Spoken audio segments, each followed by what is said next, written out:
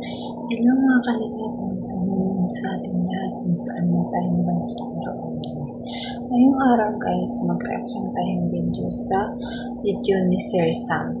Na sinasabi niya dito na ang ITZY ay hindi scripted. Totoo daw talaga ito sa kanyang nakikita. Sa palagay ko naman, ang ITZY talaga ay hindi sa scripted. Parang totoo talaga kasi totoong pinapakita nila ang mga kilos nila, mga salita nila. At kaya kitang-kita lahat ng pagbabago mula kay Kalinga Mido, kay Bensi. Kaya hindi natin masasabi na scripted ang ITZY. Kahit sinasabi ng iba scripted ang ITZY, pero ang ITZY hindi scripted. Totoong-totoo ang ITZY sa aking palagay lang kasi mayroong pagbabago kasi dati parang nahiya pa si Bensi, pero ngayon kitang-kita na natin ang kilos niya at ibang-iba na siya ngayon guys, lalong gumaganda siya at saka ano siya, yung hindi na siya mahiyain, talagang laking pagbabago niya. Kaya ito, pakinggan natin ang video ni Sir Sam na sinasabi niya na hindi talaga scripted ito. Totoong-totoo ito. Sana nga, totoong-totoo talaga minsan. Kaya, bago natin panoorin,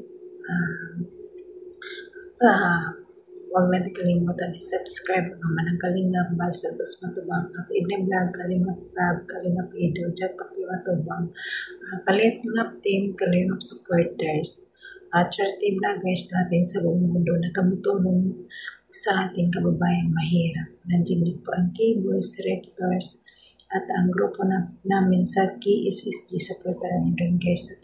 At ako si Mildred Agisan Official, second channel ni Jasmine05 channel. Kung hindi ka pa nakasubscribe sa aming channel, please subscribe and don't forget to hit the notification bell para update ka sa aking bawat ina-upload araw-araw. At don't skip ads guys, para malaking tulong ito sa kanilang ginagawa araw-araw. Kaya guys, ito, paparanood natin ang video ni Sir Sam, no? Maganda ito guys kasi sinasabi niya talaga na hindi scripted ito.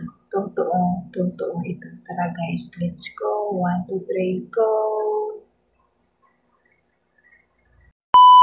First time ko nakita si Beyonce, gulat ako. Yan, nung bumaba, hindi ko nakilala agad. Siyempre, mataas din ang respeto natin kay Papa Is. Hindi ako nakapokus doon sa kasama niya. Napansin ko, sabi ko, ang ganda naman yung kasama ni Papa Is kako.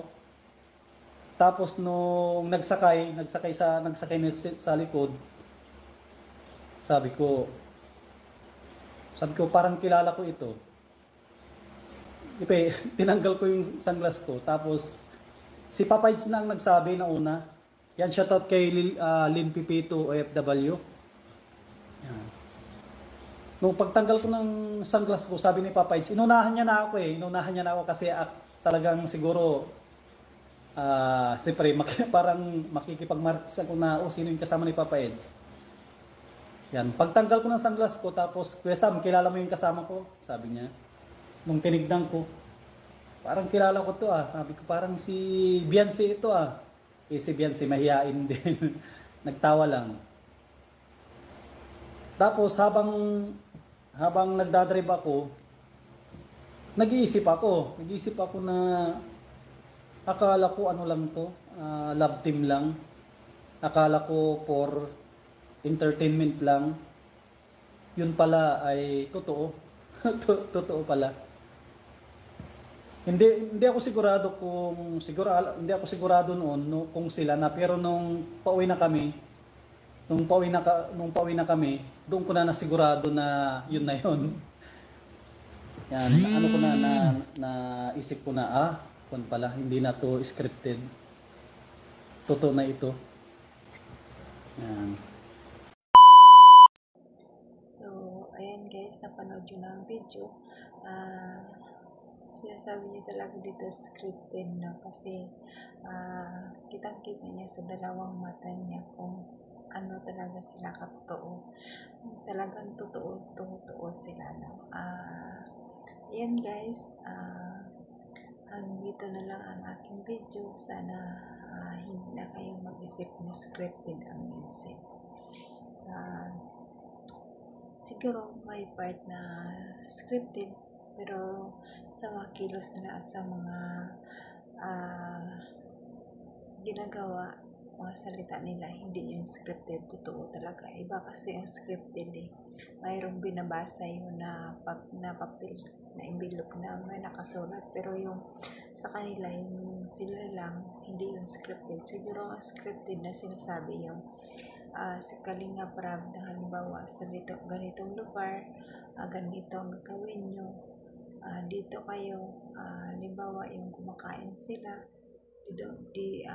ganun yung scripted, yung gaya ng mga view na doon sila, pero yung pagsasalita nila, hindi yung scripted, totoo yun. Kasi bahala na sila kung anong sinasabi nila. Yung scripted, yung may binabasa na. Gaya sa mga artista, scripted talaga yun. Kaya huwag natin isisipin na scripted. Ayan guys, hanggang dito na lang ang aking video. Sa susunod ulit, salamat sa support nyo, sa supportan nyo. Maraming salamat. I love you guys. I love you mga kalinga. Bye-bye!